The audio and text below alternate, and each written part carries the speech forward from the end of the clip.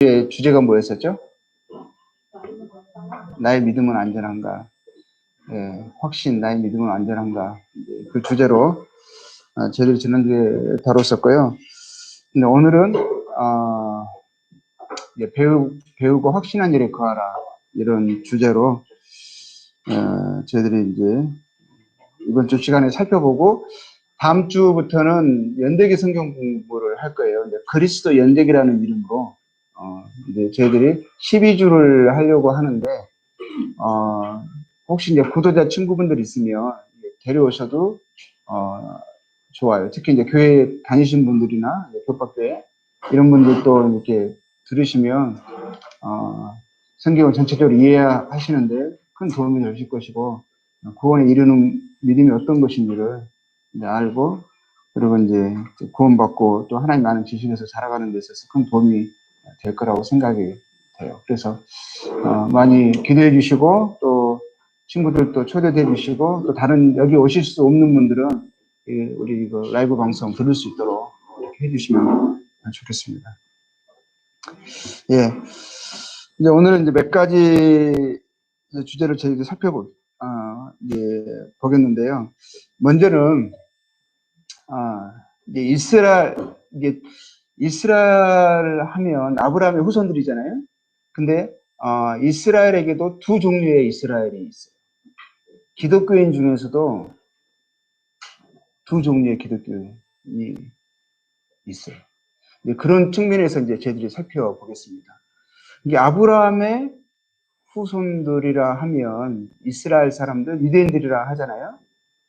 그래서 이제 하나님께서 모세에게 나타나시고, 이제 구약에 하나님께서 이제 하나님이 어떤 분이신가를 말씀하실 때 나타나셔가지고 하셨던 말씀이, 자신을 이제 말씀하시면서, 나는 모세에게 나타나셔가지고 출애굽기 3장 6절을 보면 이제 뭐라고 말씀하시냐면, 나는 너의 조상의 하나님이다.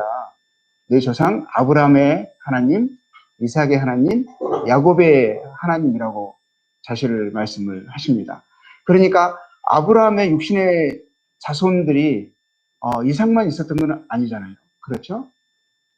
이스마엘도 있었고, 또 나중에 그 사라가 죽고 나서 또 첩을 둬요. 구두라라는 첩을 주는데, 그 첩에게서도 또 후손들이 있었어요. 자녀들이 있었다는 거죠. 그런데 아브라함의 자손으로서 이삭에게서 난 자만 씨로 여김을 받는 거죠. 아브라함의 후손으로 여김받는 거예요. 그리고 또 이삭의 하나님, 그리고 이삭에게서도 쌍둥이 자녀가 있잖아요. 아들이 있죠. 근데 그 중에서도 누구에게 아브라함의 후손이라는 칭함이 내려가죠? 야곱에게만 내려가죠. 그러니까 하나님께서 분명히 말씀하실 때, 나는 아브라함의 하나님, 이삭의 하나님, 야곱의 하나님이라 하시는 거죠. 그러니까 야곱, 곧 이스라엘에게서, 야곱의 또 다른 이름을 이스라엘이라는 이름을 주시잖아요. 이게 이스라엘에게서 태어난 자들이 이제 보통 이스라엘 사람들, 유대인들이라 하잖아요. 그러면 그 사람들이 이제 하나님의 선택된, 하나님 위해서 선택받은 이제 아브라함의 후손들이라고 이제 말을 하고, 이제 선택받은 민족으로서 큰 자긍심과 긍지가 있죠.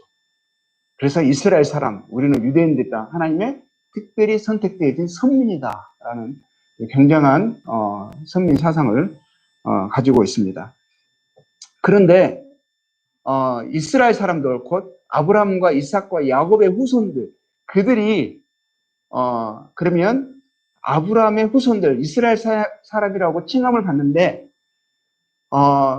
하나님께서 말씀하셨대요. 그 사람들이 다 육신에서 났어도 아브라함, 이삭과 야곱의 계비를 통해서 태어난 사람들이라 할지라도, 하나님 뭐라고 말씀하시냐면, 그 사람들이 다 이스라엘이 아니래요. 다 유대인들이 아니래요. 그 가운데서, 그러니까 아브라함과 이삭과 야곱의 후손들 가운데에서도, 그들을 조상으로 섬기고 있는 이스라엘 사람들 가운데에서도 참 이스라엘이 있고 그냥 육신적인 이스라엘이 있는 거예요. 구분이 돼요. 구분이.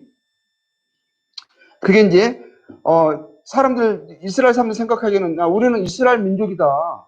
아브라함과 이삭과 야곱을 조상으로 둔 그들의 후손들, 우리는 유대인이다, 이스라엘 사람들이다 하는 큰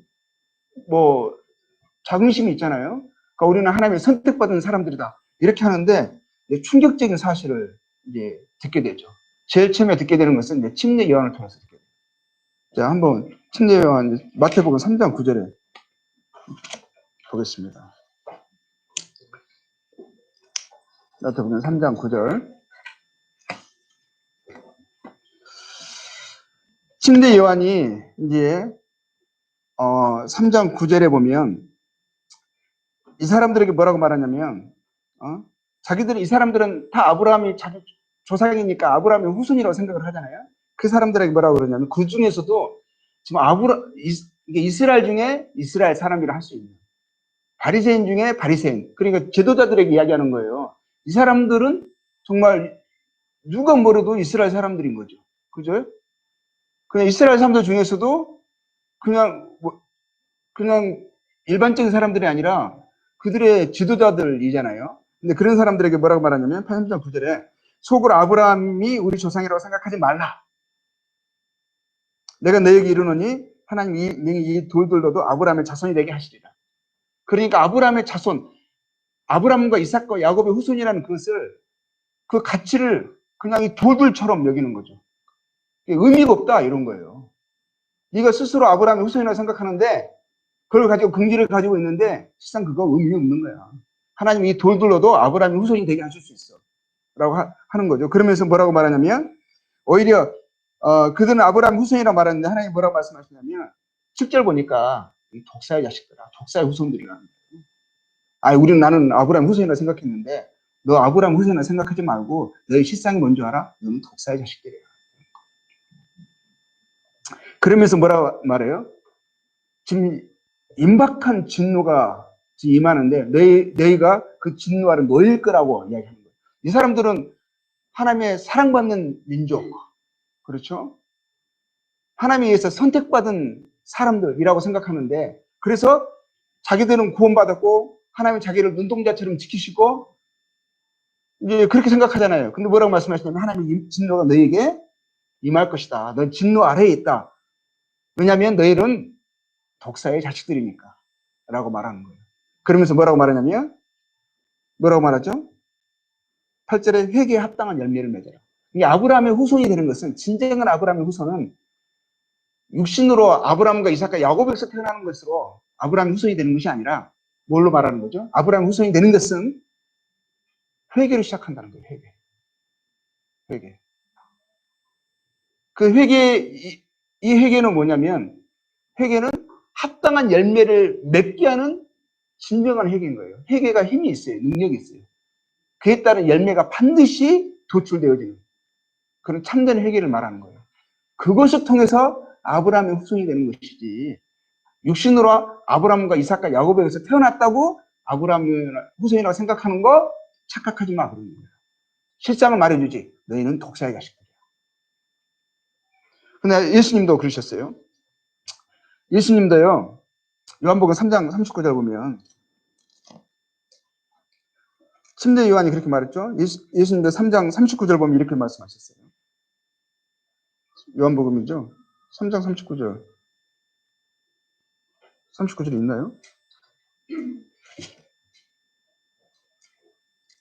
요한복음 잠깐만요.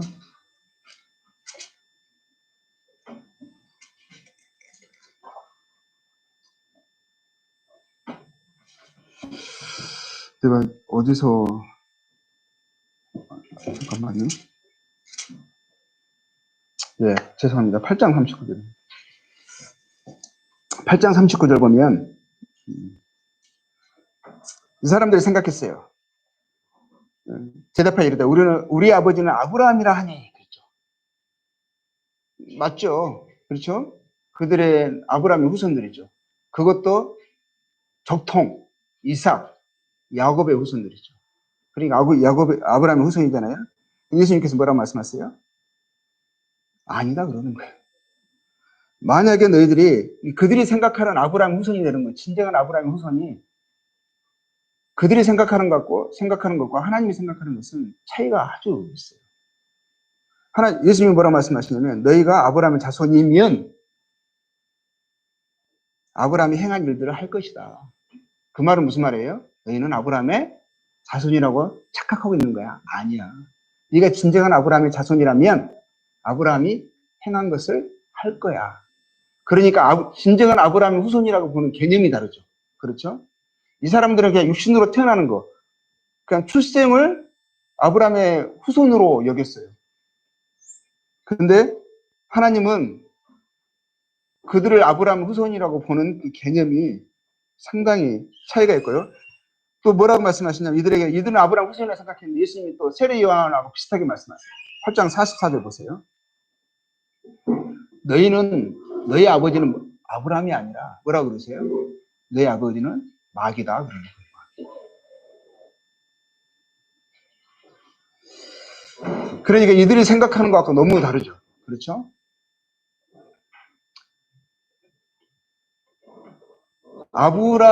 내가 아브라함의 자손이었으면 아브라함이 행한 일을 할 것이다. 라는 개념이 그냥 출생으로 아브라함의 후손으로 태어나는 것으로 육신의 그 계보로 아브라함의 후손이 되어 있는 것이 아니라는 것을 이야기하고 있고, 뭐죠? 결국에는 이제, 이거에 대해서 구체적으로 이야기하는, 좀 더 구체적인 로마서 말씀 보겠습니다. 로마서 2장 28절 보면, 이것도 유대인들에게 충격적인 거예요. 자기들은 근기가 있잖아요. 아브라함의 후손, 이삭의 후손, 야곱의 자손이라고 생각하는데, 뭐라고 말씀하세요? 로마서 2장 28절에 뭐라고 되어 있어요? 표면적 유대인이 아니다는 거예요. 그러니까 그들이 생각하는 것처럼 그냥 육신적으로 유대인으로 태어난 것 자체가 하나님이 의미하시는 진정한 의미의 유대인이 아니다라는 거예요. 표면적 육신의 할례가 아니라는 거예요. 이들은 그거에 대한 상당한 의미를 뒀잖아요. 그렇죠? 그리고 다른 이방인들을 대할 때 할례 받지 못한 자라 하면서 격려를 했어요. 근데 뭐라고 말씀하시냐면 그 할례가 아니라는 거예요. 할례의 진정한 의미를 알지 못한 채 그냥 육신적으로만 의미도 모른 채 모양적으로만 한 거예요. 육신적으로. 그리고 육신으로 아브라함의 후손으로 태어났으니까 이스라엘이라고 근기를 갖고 있는데 실상 하나님께서 의미하신 유대인의 깊은 원래적인 의미와는 동떨어져 있었던 거예요. 29절 보세요. 오직 이면적 유대인이며 이면적 유대인. 마음에 이면적이라는 거예요. 내면적인 거죠. 그렇죠? 육신적인 게 아니라 모양적인 것이 아니라 내적인 걸 이야기하는 거예요. 그 유대인이며 할례는 뭐라고 하죠? 마음의 할지니. 그러니까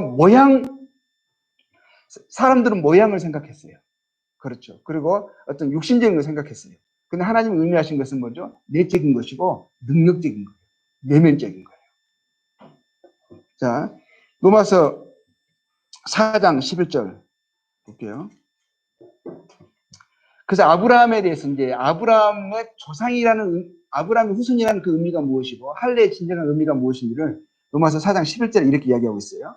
그가 할례표를 받은 것은 이게 아브라함의 할례표를 받은 거 이야기하는 거예요. 무할례 시에 믿음으로 된 의를 인친 것이다. 이는 무할례자로서 믿는 모든 자의 조상이 돼요. 아브라함이 아브라함이라 하나님께서 이름을 개명시켜 주시죠. 많은 사람들의 아버지, 많은 조상의 아버지 그런 의미인데 이는 뭐죠? 무슨 의미죠? 믿는 모든 자의 조상. 그 의미가 있는 거예요. 그러니까 이스라엘 가운데에서도 표면적 유대인들이 아브라함과 같은 믿음을 갖고 있지 않다. 아브라함이 하나님에 대해서 가졌던 동일한 믿음의 어떤 행실을 갖고 있지 않다. 자취를 갖고 있지 않다. 겉으로는 유대인이에요. 육신적으로 유대인인데 하나님이 의미하신 참된 유대인이 아닌 거죠. 이스라엘이 아닌 거죠. 그래서 믿는 모든 자 조상인데 그들도 의로 여기심 얻게 하려 합니다. 또한 할례자의 조상이 되었으니 할례자는 이제 유대인들을 이야기하는 거예요. 근데 곧 할례 받을 자에게뿐만 아니라 보세요. 우리 조상 아브라함이 무할례 시에 가졌던 믿음의 자취를 따르는 자들이니라. 이게 진정한 의미의 유대인, 진정한 의미의 할례는 뭐예요? 아브라함의 믿음의 자취가 뭐예요? 그가 믿음으로 의롭게 되어진 거예요. 하나님을 하나님으로 인식하고 믿고 하나님의 말씀을, 약속의 말씀을 믿는 믿음을 통해서 그가 하나님께 의롭다함을 얻은 거예요. 그 믿음을 이야기하는 거예요. 그렇죠? 하나님께 돌아간 것이고 하나님의 약속을 믿은 거예요. 그로 인해서 그가 믿는 자들의 조상이 된 거예요. 근데 이스라엘 사람들이 아브라함과 같은 믿음의 자체를 갖고 있지 않다. 믿음의 본질이 아브라함이 하나님을 대했던 그 믿음의 자세가 아니다.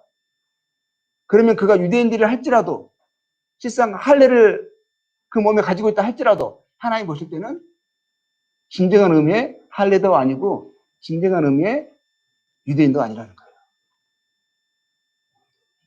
자, 이제 유대인들을 이야기해 봤어요. 이제 이제는 뭘 보죠? 그리스도인들하고 이야기해 보죠. 그리스도인들 때요, 경건의 모양은 있는데 경건의 능력이 없는 외적인 그리스도인들이 유대인들처럼 있어요. 그러니까 그들은 기독교인이죠. 기독교인인데 그 육신적인 유대인들처럼 그런 형태의 기독교인들이 있는 거예요. 그들은 교회 다니고 예수님의 이름을 부르니까 나는 하나님께 사랑을 받는 구원받은 존재라고 생각할 수 있는데 실상 보면은 그 육신적 유대인들처럼 그런 모양만 갖고 있는 실상 아브라함의 믿음의 자취를 따른 살아있는 믿음이 아닌 그런 육신적인 종교적인 모습으로 남아있을 수 있다는 거예요. 자, 우리가 잘 아는 말씀이죠. 마태복음 7장 21절에서 23절 말씀 보면 거기서 뭐라고 나오죠? 이거 잘 아는 거 있잖아요. 이 사람들 보면 나더러 주여 주여 하는 자가 예수님, 나더러는 예수님을 이야기하는 거예요. 그렇죠? 나더러 주여 주여 하는 자마다 다 천국에 들어갈 게 아니에요. 예수님을 믿는 거잖아요. 단순히 믿는 게 아니라 주여 주여 하면서요. 예수님의 이름으로 선지자 노릇하고 선지자 노릇했다는 걸 말씀을 가르쳤다라는 거예요. 말씀을 가르치는 선생이라는 거예요. 그리고 예수님의 이름으로 많은 능력을 경험을 했어요. 경험을 가진 믿음이었다라는 거예요. 형식적인 믿음이 아니라 경험된 믿음, 실제적인 믿음을 갖고 있었어요. 근데 23절에 뭐라 그러죠? 그때 내가 그들에게 밝히 말하되 내가 너희를 도무지 알지 못하니 불법을 행하는 자들아 내게서 떠나가라. 내게서 떠나가라는 자가 뭐예요? 불법을 행하는 자들아 내게서 떠나가라. 로마서의 1장에 이런 말씀이 있어요. 하나님의 진노가요. 불의로 진리를 막는 자들의 모든 경건치 않음과 불의에 대하여 하늘로부터 쫓아 나타난다는 말이 있어요. 하나님의 진노가 임하는 삶의 모습. 근데 이게 불법을 행하는 자들이라 그러는 거예요. 내가 너를 모른다. 너는 하나님의 진노 아래 있다. 이 독사의 자식들아. 라고 하는 것 같고, 같은 거예요. 그렇잖아요? 너희 아비는, 너는 나를 주여 하지만 나는 너를 모른다. 너는 나와 상관없다. 하는 거고요. 또, 마태복음 볼게요. 이게 이 두 종류의 그리스도인들이잖아요. 기독교인들이잖아요. 기독교인인데, 하나님과 예수님과 상관없는 기독교인이야. 그리고 마태복음 13장에 보면 많은 비유가 나오는데 그 비유 가운데서도요. 재밌는 그 중에 하나를 보면 13장 47절 볼게요.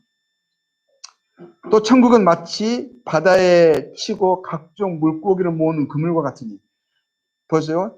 바다에 치고 바다는 이 세상을 이야기하는 거예요. 그렇죠? 그 많은 물고기들이 있을 거 아니에요. 근데 그 그물 안에 들어온 물고기가 있어요. 이 그물은 뭘 이야기하는 것 같아요? 기독교를 이야기하는 거예요. 기독교 예수님을 주라고 부르는 사람들. 그렇죠? 예수님을 믿는다고 말하는 사람들. 그런 사람들은 이제 그물 안에 있는 물고기로 보는 거고, 그물을 이제 기독교계라고 할 수가 있는 거죠.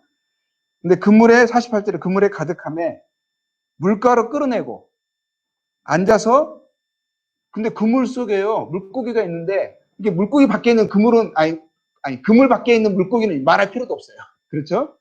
그냥 세상 말할 필요도 없어. 근데 그물 안에 있는 것도 그냥 그물 안에 있으니까 다 좋은 것 아닌가요? 근데 그렇지 않는 거예요. 좋은 것은 그릇에 담고, 알곡은 곡간에 담는 것처럼 좋은 것은 그릇에 담고 못된 것이라도 있어요. 못된 것. 못된 것은 내어버린다는 거예요. 내어버린다는 건 뭐예요?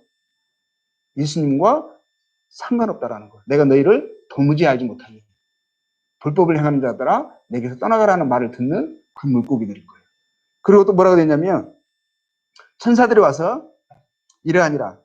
세상 끝에도 이래하니라. 천사들이 와서 의인 중에서 이 의인 중이라는 사람 말은 의인들과 함께 섞여 있는 이런 뜻이에요.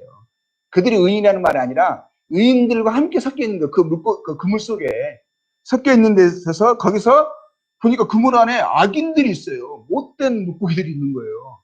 기독교계 안에 예수님을 주라 부르는 사람들 안에 못된 물고기들이 있는 거예요. 악한 자들이 있는 거예요. 그 죄를 끌어내는 거예요. 그리고요, 우리가 잘 아는 마태복음 22장에서도 뭐가 나오죠? 혼인잔치. 자기 아들을 위하여 혼인잔치를 베푼 임금에 대해서 이야기가 나와요. 근데 처음에 22장 1절 보면은 이제 처음에 한 무리를 청하잖아요. 근데 이 사람들이 그 아들의 잔치에 청했는데도 5천을 준비했음에도 불구하고 이들이 거절해요. 진짜 뭐 소와 살찐 짐승을 잡고 모든 것을 갖추었으니 혼인잔치에 와라 이렇게 하거든요. 근데 거절해요. 바쁘다라는 거예요. 그리고 심지어는 뭐죠? 그 종들을 잡아서 모욕하고 죽여요. 그래서 7절에 뭐라고 되냐면 그 임금이 놓아요. 마지막 날에 임금이 노예에서 군대를 보내요. 그 살인한 자를 진멸하고 그 동네를 불사르죠. 이런 일이 이 사람도 누구를 말하는 거예요? 누구를 말하는 거죠? 이스라엘 말하는 거예요. 이스라엘 이런 일이 일어났죠. 그렇죠?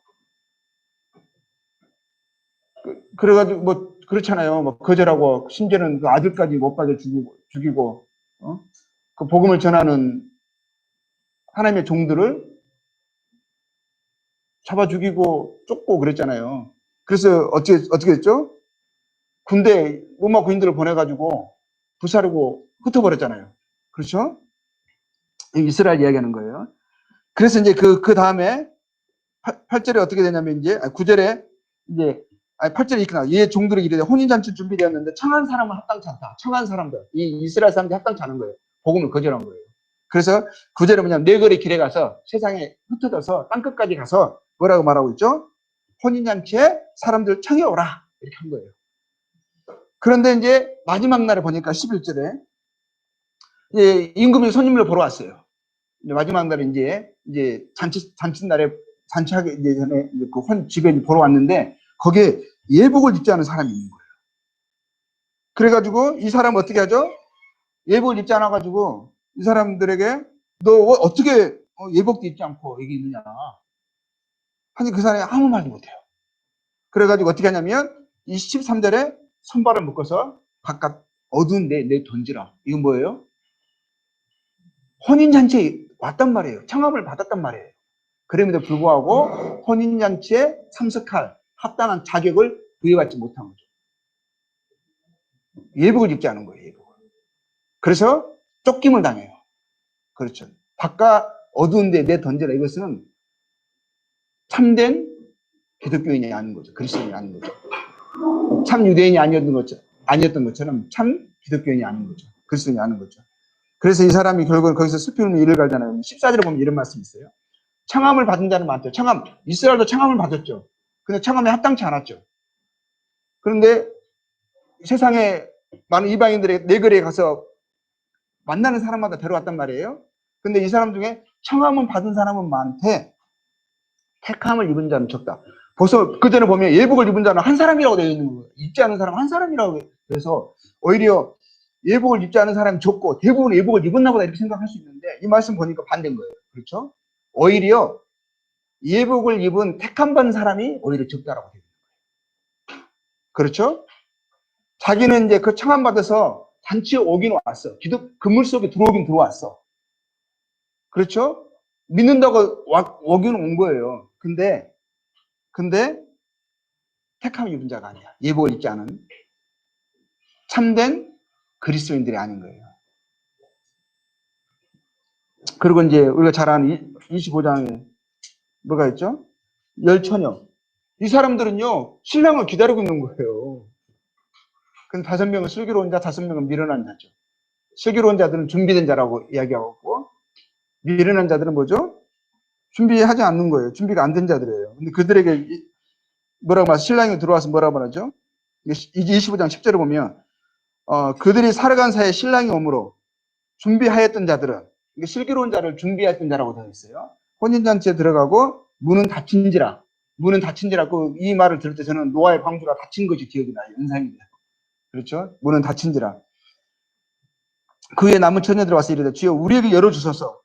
12절에 대답하여 이르되 진실로 너희에게 이르노니 내가 너희를 뭐라고 했죠? 알지 못하노라. 다 비슷하죠. 내가 너희를 도무지 알지 못하니 불법을 행하는 자들아 내게서 떠나가라 하는 말을 이들이 붙였죠. 그래 이처럼 두 종류의 유대인들이 있고 거기에서 참 유대인, 육신적인 유대인들이 있어요. 그리스도인들도 마찬가지입니다. 예수님을 주여 주여라고 부르고 믿는다고 하는데 그 가운데에서도 참 그리스도인들이 있고 택함을 입은 자들이 있고 예복을 입은 자들이 있고 그렇지 않는 착각 속에 살아가는 모양은 있는데 능력은 없는 그런 그리스도인들이 있다라는 거예요. 그래서 우리가 생각해 볼 수 있는 거예요. 나의 믿음은 완전한가? 나는 그날에 섰을 때 주님께 혹시 너 누구니? 난 너를 모르는데 라고 하는 마치 우리의 혼자 하나님과 상관없이 혼자 착각하고 오해하는 혹시 그런 육신적인 모양의 그리스도인들은 혹시 아닐까? 그런 사람들이 주변에 많죠. 근데 우리도 그런 부분에 점검을 해도 괜찮아요. 왜냐하면 분명히 말씀하시는 게 배우고 확신한 일에 거하셨어요.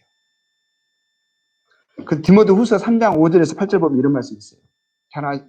경건의 모양, 뭐라고 했죠? 경건의 모양은 있는데 경건의 능력을 부인하는 자들 한번 보죠.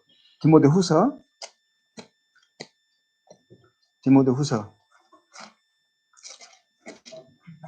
3장 5절. 경건의 모양은 있으나 이게 경건의 능력은 부인하니 이 말씀이 유대인들에게 하셨던 노마세에서 그 말씀과 좀 연관되지 않으세요? 표면적 유대인이 아니고 육신의 할례가 아니다. 이면적 유대인이 유대인들이다. 그러니까 모양은 있어요. 기독교인이라는 모양은 있는데 어떤 경건의 능력, 내적인 능력, 믿음의 실제 이것은 없는 그냥 종교적인 사람, 기독교인들. 그래서 그러는 사람들을 경건의 능력을 부인한다라고 말씀하고 있어요. 근데 이런 사람들이 뭐라고 되어 있죠? 네가 돌아서라는 거예요. 돌아서. 내가 너희를 도무지 알지 못하니 그런 돌아서라는 그런 말인 거예요. 만약 우리가 그런 상태라 그러면 우리는 돌아서야 되죠. 우리의 분명한 점검에서 분명한 배우고 확실한 것을 거해야 되고 주변에 옆에 있는 사람들을 그런 사람들의 상태 우리가 도와줄 수 있어야 되겠죠. 우리가 분명한 확실한 것에 거하면 내가 누구를 물에서 건져주려면 풍랑에 휩쓸려가는 사람을 내가 도와주려면 내가 그 안전지대에 굳건한 것을 딱 붙잡고 있어서 내가 딱 지탱하고 있어서 그래야 나 그 사람 끌어줄 수가 있거든요. 근데 나도 흔들려. 그럼 우리가 어떻게 나도 지탱을 못하는데 누굴 도와줄 수가 있어요. 계속 스스로 자문하고 의심하고 흔들리고 좌충우돌 하면서 자기 신앙도 견디지 못하는데 어떻게 다른 이들을 도와줄 수가 있겠어요. 그래서 3장 8절을 볼게요. 3장 이 사람들 경건의 모양이 있지만 경건의 능력을 부인하는 자들 이 사람들 3장 6절 보겠습니다. 그들 중에 남의 집에 가만히 들어가 어리석은 여자를 유인하는 자들이 있으니 그 여자는 죄를 중히 지고 여러 가지 욕심에 이끌린 바 돼요. 여러 가지 욕심에 이끌림만 돼요. 이렇게 말씀이 하나님께서 그에게 주신 그리스도 안에서 주신 생명의 약속이 그에게 능력이 되지 못해요. 그게 실제가 되지 못하는 거예요. 믿음은 보이지 않는 것의 증거고 바라는 것의 실상이라 했는데 실상이고 증거인데 하나님께서 약속해 주신 그 생명의 약속의 말씀을 갖고 있으면서도 그 말씀이 실제가 되지 못하고 능력이 되지 못해요. 오히려 뭐냐면 욕심, 여러 가지 세상 욕심, 이것이 힘이 있어요. 그것이 꾸르고 그 사람. 말씀은 알기는 알아요. 모르진 않아요. 근데 그 말씀이 나에게 나의 생각과 가치관을 바꿀 만한 능력이 되지 못하고 나의 삶의 행실을 믿음에 합당한 열매를 맺게 하는 그런 능력으로서 나타나지 못하고 오히려 세상 육신의 소욕이 능력이 되죠. 이끌어가죠. 그러니까 기독교인이라는 모양은 있는데 능력이 없는 거죠. 경건의 능력이. 그래서 첫째로 봐요. 항상 배워요. 진리의 지식이 이룰 수 없다. 그가 배우는 진리의 지식이 그가 별반 영향력이 없어요. 들어도 뱅해요. 항상 들었던 말이에요. 실제가 안 돼, 실제가. 나를 이끄는 능력이 되지 못해. 이런 사람을 8절에 안나, 안브레가 모세를 대적한 것 같지. 그들도 진리를 대적한다. 이런 행위를 나는 진리를 대적하지 않는다 생각하잖아요. 근데 진리의 지시, 경건의 능력이 나를 이끌지 못한다면 삶은 입으로는 하나님을 시인하지만 행위로는 부인하는 진리를 대적하는 모습을 띠기가 쉽습니다. 그래서 그런 사람들 향해서 뭐라고 그러죠? 이 사람은 마음이 부패한 자. 믿음의 가난에는 버림받은 자들이다. 이렇게 이야기하는 거예요. 근데 고린도서 4장 볼게요. 능력에 대해서 우리가 하나님의 말씀을 듣는데 이 말씀이 하나님의 말씀하심에 그대로 되어졌거든요. 우주 만물이 그 말씀에 우주가 열려버렸거든요. 끝간도 없는 이 우주가 그 말씀의 능력으로 말씀하심에 되어진 거예요. 능력의 말씀이거든요. 근데 말씀을 들어도 내 안에서 아무런 반응이 나타나지 않아요. 왜? 이거 좀 이상한 거예요. 그렇죠? 자, 고린도전서 4장 보세요. 4장 19절. 주께서 허락하시면 내가 너희에게 속히 나아가서 교만한 자들의 말이 아니라 말은 얼마든지 할 수 있어요. 근데 말이 아니라 오직 그 능력을 알아보겠습니다. 하나님의 나라는 뭐죠? 말이 있지 않고 지식이 있잖아요. 지식이 내 존재를 바꾸지 못한다면 그 지식은 진리의 지식이 아니죠. 나의 삶을 능력으로 이끌어가게 하지 못한다면 그 지식이 무슨 의미가 있겠어요? 오직 능력이 있습니다. 말이 있지 않고 능력이 있다는 거죠. 경건의 모양만 있는 거야. 모양만으로 끝나는 게 아니라 경건의 능력이 나타나는 거죠. 그래서 진짜 참 우리들이 갖고 있는 진리의 지식, 생명의 약속, 그 은혜의 말씀은 하나님의 말씀이고 하나님의 약속이고 하나님의 증거예요. 하늘의 비밀을 들은 거예요. 하나님의 음성을 장차 되어질 일을 영원한 것을 계시해 주신 거예요. 우리가 비밀을 들어버린 거예요. 비밀을. 사람이 지금까지 세상에 존재했던 모든 현인들의 지혜를 합쳐도 도무지 그 헤아릴 수 없는, 한 치 앞도 내다볼 수 없는 그런 신비의 계시를 저희는 들어버린 거라고요. 하나님의 음성을 들은 거라고요. 한 번 죽는 것은 사람에게 정해진 것이요. 그 후에는 심판이다. 죽음 후의 세계까지도. 하늘이 열려버리고 영원한 생명이 나타나고 하나님의 영광 이후에 되어질 모든 것을 우리는 핵심적인 것을 들어버린 사람들이라는 거예요. 하나님이 맹세로서 말씀하셨어요. 하나님 자기보다 크신 자가 없기 때문에 하나님 맹세하심으로 자신의 이름을 걸고 맹세로 약속해 주셨어요. 이것은 참된 은혜다. 정말 사실이다. 정말 내 말 좀 믿어다오. 진실로 진실로 내가 너희에게 이르노니 이것은 사실이다. 라고 하는 거예요. 근데요, 그 말씀 듣고도 그런 것 같네요. 믿어요. 라고 하는데 실상은 마음에 아무런 동의가 없어요. 그냥 종교인, 유대인들처럼, 표면적 유대인들처럼 그렇게 하는 거예요. 그래서 자기는, 나는 교회 다니니까, 나는 모임만이 있으니까,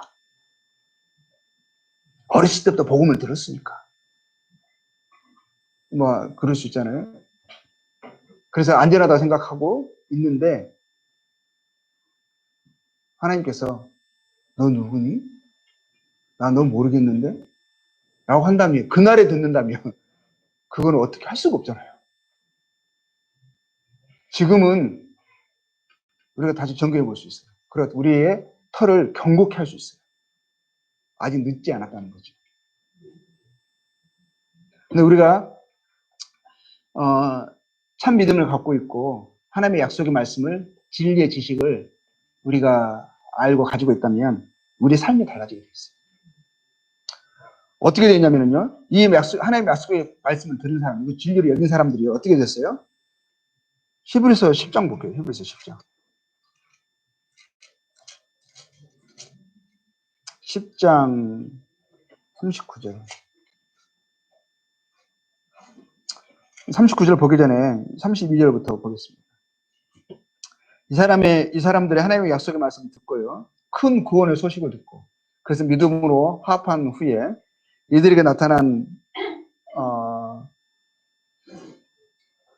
삶의 모습은요, 그들에게 30절 큰 고난이 있었습니다. 전날에 너희가 빛을 받은 후에, 하나님의 계시의 말씀을 들은 후에, 고난의 큰 싸움을 견뎌낸 것을 생각하라. 혹은 비방과 혼란으로서 사람에게 구경거리가 되고, 혹은 이런 형편에 있는 자들과 사귀는 자가 되었으니, 너희가 갇힌 자들을 동정하고 너희 소유를 빼앗기는 것도 뭐라고 그랬어요? 기쁘게 당한 것은 더 낫고 영구한 소유가 있는 줄 아니라. 어떤 지식을 갖고 있었죠? 하나님의 약속의 말씀을 사실로 믿었어요. 더 낫고 영구한 소유를 그리스도 안에서 약속하신 하늘의 기업을 진짜 믿은 거예요. 믿었기 때문에 자기 소유를 빼앗기는 것도 기쁘게 당했다고 되어 있어요. 기쁘게. 고난의 큰 싸움을 견디어냈어요. 비방과 환난을 받아서 구경거리로 세상에 버려진 자와 같을지라도 뭐랬어요?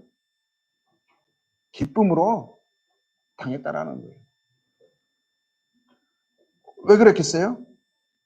39절에 우리는 뒤로 물러가 멸망할 자가 아니요 오직 영혼을 구원함에 이르는 믿음을 가진 자, 믿음을 가졌기 때문에 영혼을 구원함에 이르는 믿음을 가진 자들은 뒤로 물러가 멸망할 수가 없어요. 멸망에 이를 수가 없어요. 이 히브리서 말씀 이런 사람들이요. 우리가 오해하고 있는 것들이 있어요. 한 번 구원 받으면 그 구원을 잃지 않는다. 그건 사실이에요. 그렇죠? 그 말은 진리잖아요. 사실이잖아요. 구원 받으면 잃지 않아요. 근데 우리는 사람의 속을 모르잖아요. 제자들이요. 가룟 유다를 마지막까지 믿는 자로 생각했어요. 근데 주님은 처음부터 그 속을 아시니까 그를 마지막까지 계속 말씀하셨어요. 한 사람은 마귀니라. 믿지 않는다고 말했어요. 다른 사람들은 나다니엘처럼 베드로처럼 하나님이 예수님의 속을 보시기 때문에 그들의 믿음을 인정했지만 가룟 유다는 인정하지 않은 거예요. 사람들은 몰랐어요. 우리는. 그의 행위는요, 오히려 다른 사람들보다 더 신뢰를 받을 만한 신실한 사람이었을 거예요. 그러니까 동기도 맡았죠. 그렇지 않았겠어요? 사람들은 모르는 거예요. 속을 모르니까. 근데 예수님은 아셨던 거예요. 근데 그는 나중에 보니까 어떤 모양을 그냥 뒤로 물러갔어요. 예수님을 하나님의 아들로 육신을 입고 오신 성육신하신 그리스도로 처음부터 믿고 있지 않았던 그 믿음을 결국에는 뒤로 물러가 멸망의 이름으로 그걸 드러낸 거죠. 근데 베드로는 뒤로 물러가 멸망의 이른 게 아니에요. 부인했지만, 육신적인 두려움 때문에 부인했지만, 그는 진짜 믿고 있었어요. 믿는 자였다는 거예요. 그래서 우리 믿는 자들은 그 구원함에 이르는 믿음을 가지는 뒤로 물러가 멸망의 일을 뒤로 물러감이 없습니다. 이거는 뭘 이야기하냐면 배교를 이야기해요. 어떤 사람은 구원 받았다고 하는데요. 우리 모임 안에 오래 있었거든요. 신앙생활 열심히 했어요. 근데 신천지에 갔어요. 그 사람 구원 받은 사람이에요? 이만희를 성령이라고 생각하고 하나님이라고 믿는 사람, 구원 받은 사람이에요. 근데 삶에 살았던 과정을 보면은요, 전도자 잘했다니까요, 옛날에. 모임만 해서 직분도 갖고 있었어요. 근데 그런 사람이 신천지에 갔어. 그러면 한번 구원 받았으면, 지금 구원 받은 사람이니까 잠시 지금 어려운 가운데 있지만, 구원 받았겠지. 이렇게 해줘야 돼요. 근데 사도들은요, 그렇게 안 왔어요. 성경에서는요, 그들의 그걸 보면서 믿음의 근본적인 거, 예수님의 성육신을 부인하고 부활을 부인하고 구원에 이르는 진리의 토대가 있잖아요. 그걸 부인하는 것을 보고 그것을 떠나는 것을 보고 저희가 원래는 우리와 함께 있었지만 우리에게서 나간 것은 저희가 우리에 속하지 않냐을 그것으로 드러낸 거다. 그리고 그런 사람들 향해서요, 거짓 형제, 거짓 사도, 저 그리스도라는 말을 과감없이 했어요. 사도들은 했다고요. 그 사람들은 그걸 통해서 예수님께 속하지 않는 영혼을 구원함에 이르는 참 믿음을 갖지 않고 있다는 것을 드러낸 거다, 이렇게 한 거예요.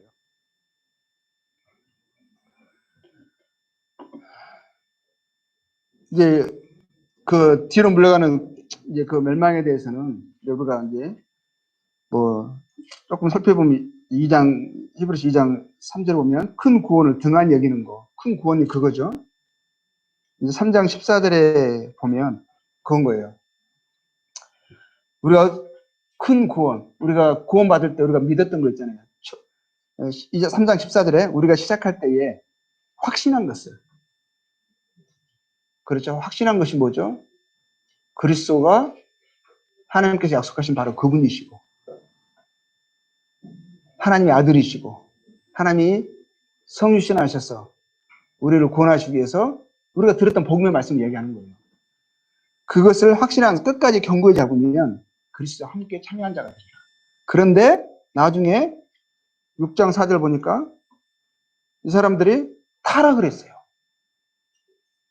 그러면 뭐라고 되어 있어요? 6장 6절에 보면 타락한 자들은 다시 새롭게 회개할 수 없나니 이는 그들의 하나님의 아들을 다시 십자가에 못 박아 드러내고 욕되게 함이라 하면서 타락한 자들은 뭐냐면 배교한 자들을 이야기해요. 그들을 인정하지 않는 것을 보게 돼요. 그냥 그저 이제 6장 4절에서 놀라운 일을 했거든요. 한번 빛을 받고 하늘의 은사도 맛보고 성령을 참여한 바다 되고 하나님의 선한 말씀과 내세의 능력을 맛보았어요. 근데 타락한 자들은 뭐라고 되어 있어요? 배교한 자들은 그들이 하나님의 아들을 십자가에 대놓고 못 욕되게 했기 때문에 그런 자들을 향해서요, 믿는 자라고 말을 하지 않는 것을 보게 돼요. 10장 26절을 보면 또 동일한 비슷한 말씀이 있는데요. 우리가 질질 않은 지식을 받은 후에 심지어 죄를 범한다는 것을 배교하는 거죠.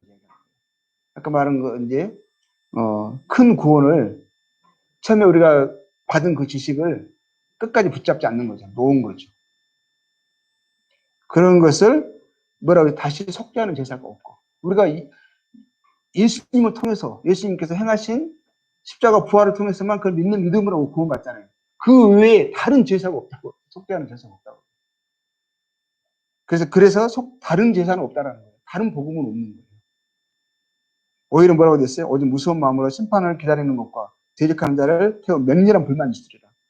그렇죠? 이 사람들이 인정하지 않는 것을 보게 되죠. 못된 물고기인 거예요. 미련한 처녀들인 거예요. 예복을 입지 않는 청함받은 자라는 것을 그래서 이 사람들은 배교를 통해서 드러냈어요. 근데 어떤 사람은 끝까지 교회 안에 있는 사람이 있어요. 아무도 몰라요. 근데 그날에만 주님이 아시겠죠. 드러내시겠죠. 사람들은 끝까지 속을 수 있어요. 근데 우리의 구원 얻는 믿음을 가진 사람들은 우리의 믿음은 뒤로 물러가 멸망에 이르지 않습니다.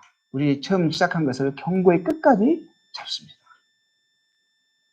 우리의 구원의 근거를 다른 곳에서 찾지 않아요. 그렇죠? 우리의 복음은 다른 복음이 없어요. 처음 들은 그 복음, 그게 구원 얻는 유일한 하나님이 주신 약속의 복음이에요. 그리고 구원 얻는 믿음을 가진 사람들은 세상을 이기는 믿음을 갖고 있어요. 세상을 이깁니다. 요한일서 5장 4절 볼게요.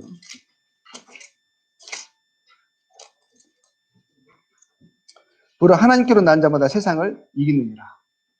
그렇죠. 세상을 이기는 승리는 이것이니 우리의 믿음입니다. 영혼을 구원하며 이르는 믿음을 갖고 있는 그 사람들은 세상을 이기는 그 믿음을 갖고 있는 거예요. 세상을 이깁니다. 자, 2장, 요한일서 2장 15절 볼게요. 왜냐하면 이 세상에나 세상에 있는 것들을 사랑하지 말라. 누구든지 세상을 사랑하면 아버지의 사랑이 그 안에 있지 아니하니. 우리가 영혼을 구원하며 이르는 믿음을 가졌다라는 것은 그 믿음이 있다라는 것은 아버지의 사랑을 알고 받아들인 거예요. 그렇죠? 아버지의 사랑이 그 안에 있는 거예요. 진리의 사랑을 받은 자들이에요. 그 진리의 사랑을 받은 자들은 세상을 사랑하는데 사랑하면 사랑할 수가 없는 거예요. 이게 일치가 되지 않아요. 아버지의 사랑이 세상을 향한 사랑을 거부합니다. 왜냐하면 세상에 있는 모든 것이요 육신의 정욕과 안목의 정욕과 이 생의 자랑이니 아버지께로 온 거예요, 아니에요. 누구로부터 왔겠어요? 사단에게서 온 거예요.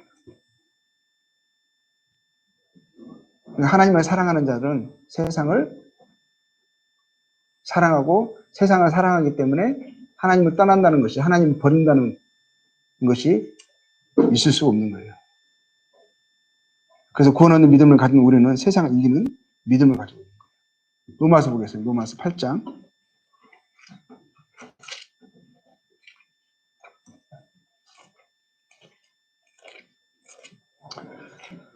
8장 35절 보면 누가 우리를 그리스도의 사랑해서 끊으리요.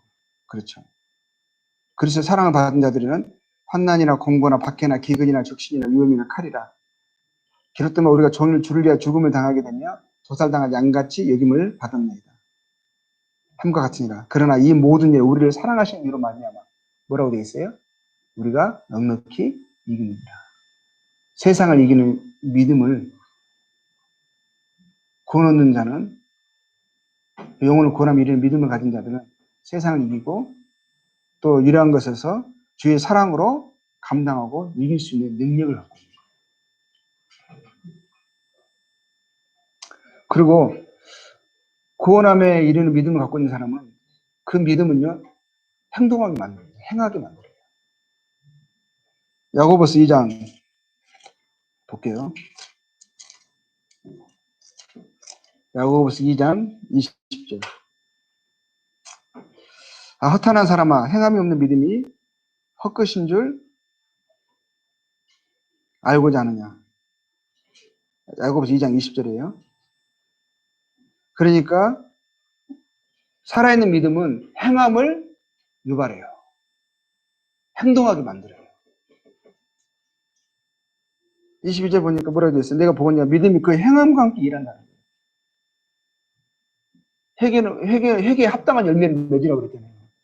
믿음은, 살아있는 믿음은 행동한다고요. 살아있으니까 행동하게 돼요. 행함을 유발시킨다고요. 행함으로 믿음이 온전하게 되었느니라. 그렇죠? 그리고 26절에 보니까 뭐라고 되어 있어요? 영혼 없는 몸이 죽은 것 같이 행함이 없는 믿음은 죽은 것이라. 행함을 유발시키지 않는 그 믿음은 왜 행함이 일어나지 않을까? 세상을 이기는 믿음과 또 뒤로 물러가 멸망에 이르지 않는 그 굳건한 믿음은 굳건한 믿음을 갖고 있다고 하는데 왜 이러한 행함이 유발되지 않을까? 어떻게 보면은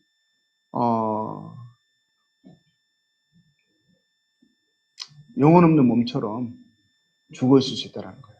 죽어 있는 믿음이 있다는 거예요. 믿음은, 살아있는 믿음은 행함을 유발합니다. 베드로전서 그 뒤에 보면 4장 2절에서 보면 그래서 그 믿음을 가진 사람들, 하나님의 말씀을, 그 생명의 약속의 말씀을 받아들이는 사람들, 그 믿는다고 하는 사람들은요, 그 후로는 거죠. 그 후로는 뭐라고 되어 있어요? 다시 사람의 정욕을 따르지 않고 하나님의 뜻을 따라 육체의 남은 때를 살게 하려 함이라. 너희가 음란과 정욕과 술 취함과 방탕과 향락과 무고한 우상숭배를 하여 이방인의 뜻을 따라 행한 것은 지나간 때로 족하도다. 이러면 너희가 그들과 함께 그런 극한 방탕에 다름질하지 아니하는 것을 그들이 이상 여겨 비방하니. 그리고 이런 행함이 거룩함의 추구, 그것을 하나님을 안다는 그런 믿음과 가지고 있는 지식이 이런 행실로, 행함으로 나타나게 된다는 거죠. 그 요한일서 3장 3절 보면 우리가 이제 그 믿음을, 주님의 약속의 말씀을 통해서 하늘의 소망을 갖게 됐잖아요. 그렇죠? 그리스도와 함께한 하늘의 영광을 약속받았잖아요. 그리고 우리가 그 영광에 들어갈 것을 알잖아요. 그래서 이 소망을 가진 자들, 주님이 또 다시 오신다고 하셨어요. 다시 오시게 되면 우리가 주와 같은 형상으로 화하게 될 것을 알잖아요.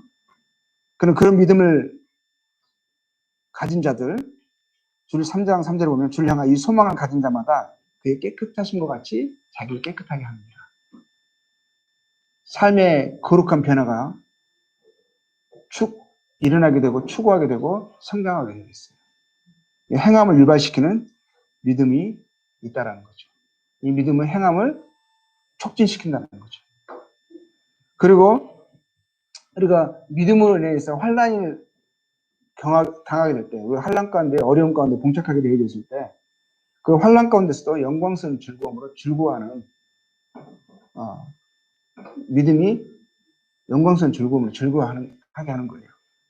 베드로전서 보면 1장 6절에 보면 이렇게 말씀하고 있어요.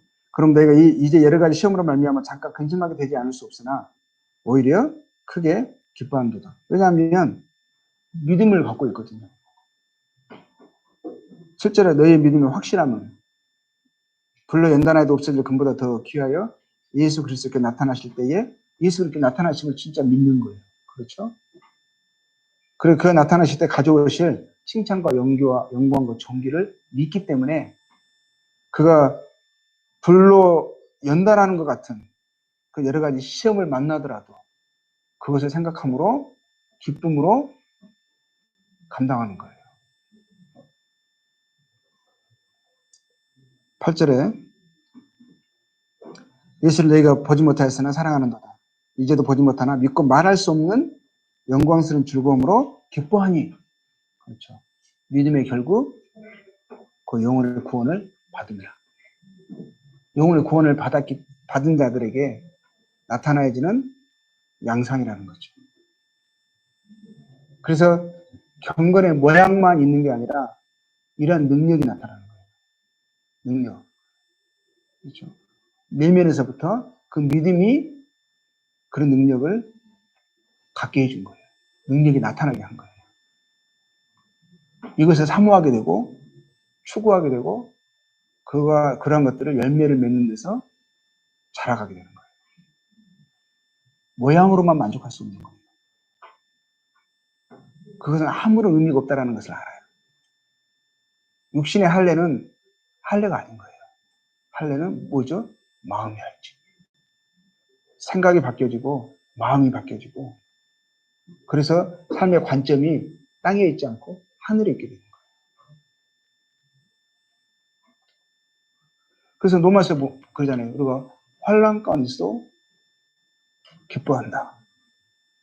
그렇죠? 환난은 인내를, 인내는 연단을, 연단은 소망을 이루는 줄 알기 때문입니다. 소망이 부끄럽지 않냐면 하나님의 사랑이 우리 마음에 분바되었다. 그리스도를 통하여서 하나님의 사랑이 우리 마음에 분바돼. 하나님의 사랑이 나타난 것을 우리가 듣고 믿었어요? 그 사랑 때문에 우리가 감격해서 하나님께 나왔어요? 그러면 그 하늘의 소망이 소망이 하늘의 소망, 산소망을 갖게 됐어요. 삶에서 환난을 만나요. 부당한 고난을 받아요. 믿음 때문에. 그래도 그때 하나님의 생각함으로 슬픔을 참을 수 있게 됐다고요. 하나님 그러한 자를 뭐라고 그랬어요? 그러한 행위를 이는 아름다우나. 죄가 있어 맞고 참으면 자랑할 것이 뭐가 있느냐. 이렇게 나오는 거예요.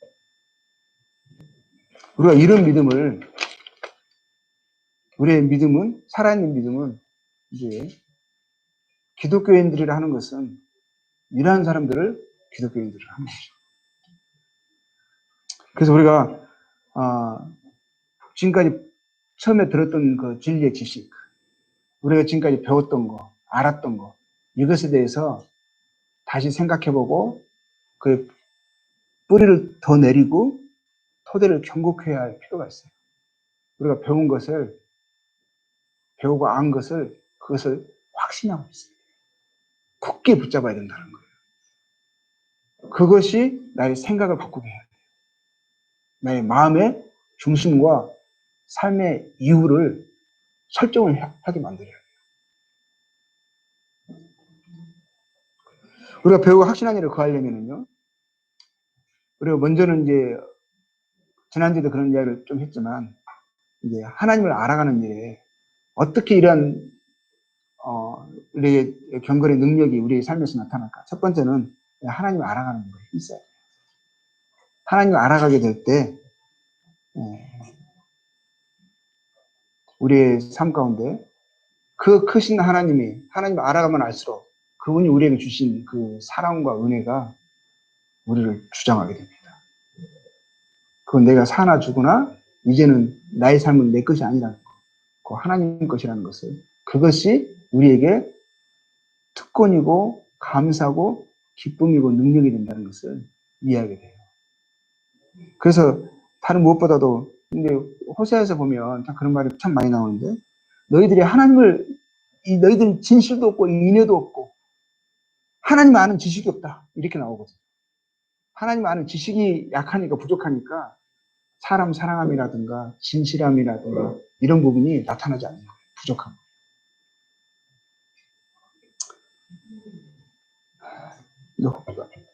네, 시간이 많이 지나버려가지고, 자, 계속 이제 호세아에서는 계속 말하는 게 이제 하나님께 돌아가자고 말을 하고 있고, 내가 그렇지 못하는 것은 내가 하나님을 알지 못하는 까닭이라고 이야기를 하고 있어요. 6장 6절에는 뭐라, 우리가 여호와께 돌아가자 하거든요. 그 6장 3절에는 우리가 여호와를 알자, 힘써 여호와를 알자, 이렇게 표현하고 있어요. 그 6장 6절에는 하나님께서 우리에게 원하시는 것은 하나님을 아는 것을 원하노라 그랬어요.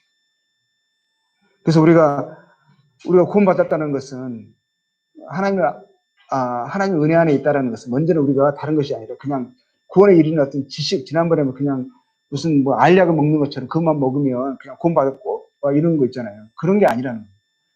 우리가 구원받았다는 것은 하나님께로 돌아온 거예요. 하나님께로. 하나님 인격이시거든요.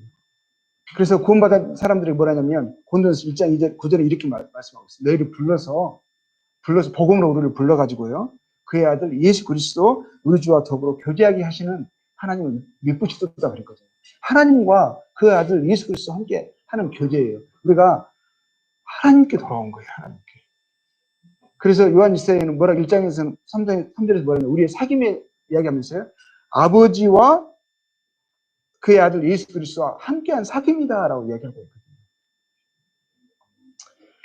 그래서 베드로전서 2장 25절은 너희 영혼의 목자와 감독 되신 너희가 돌아왔다, 이렇게 되어 있어요. 있어요. 그리고 하나님께 돌아가는 거거든요. 그리고 이제 하나님 우리가 주신 그 약속의 말씀이 능력이 되기 때문에 그것을 믿는다면 우리의 삶을 능력으로 이끌게 되고 우리가 하나님이 원하시는 그 삶의 능력이 우리 삶에서 나타나고 열매로 우리가 맺게 되어 있다라는 거예요. 그래서 우리가 제가 말씀드리고자 싶은 것은 처음에 우리가 들었던 그 말씀들, 복음의 말씀도 토대는 뭐냐면 결국 하나님을 아는 지식이 우리가 그런 부분에 자라가야 되고 그 부분에 또 견고하게 되어져야 하는 거예요. 그래서 하나님을 알고 그 하나님께 돌아가서 하나님 우리에게 베풀어 주신 그 은혜를 갈망하게 되어지고 그 은혜를 받았을 때 감격하게 되어지고 그래서 그 하나님의 진리의 말씀 우리 삶을 이끌어갈 수 있도록 우리를 그분 말씀 앞에 내어드리고 그 삶이 우리를 이끌어 가시는 것을 우리가 경험하게 되고 이렇게 해야 되는 거거든요. 그래서 우리가 이제 다음 주부터는 이제 복음이 그거예요. 복음이 다른 것이 아니라 결국은 하나님을 아는 지식을 이야기하는 거거든요. 하나님을 이야기하는 거예요. 하나님. 그래서 성경 전체 이야기가 하나님에 대한 이야기거든요. 이게 주님도 이제 구약에 말씀하실 때 내가 성경에서 영생을 얻는 줄 생각하고 성경을 상고하거니와 이 성경은 곧 내게 대해 증거하는 거라고 그랬거든요. 하나님에 대해서 증거하는 거거든요. 그래서 우리가 다음 주부터는 이제 그리스도 연대기라고 그래가지고 우리가 처음부터 우리가 알고 있는 것들에 대해서 견고한 토대를 형성하게 되어지고 이제 그런 측면에서 하나님 아는 믿음의 실제에 대해서 그 믿음의 실제가 우리의 삶을 어떻게 능력으로 이끌어 가게 되어지고 그런 측면에서 이제 우리가 다음 주에 10주 정도 시간을 갖고 이제 하려고 합니다. 그래서 오늘은 여기까지 하고 이제 다음 주에 하는 것을 기대해 주시고 또 기도하시고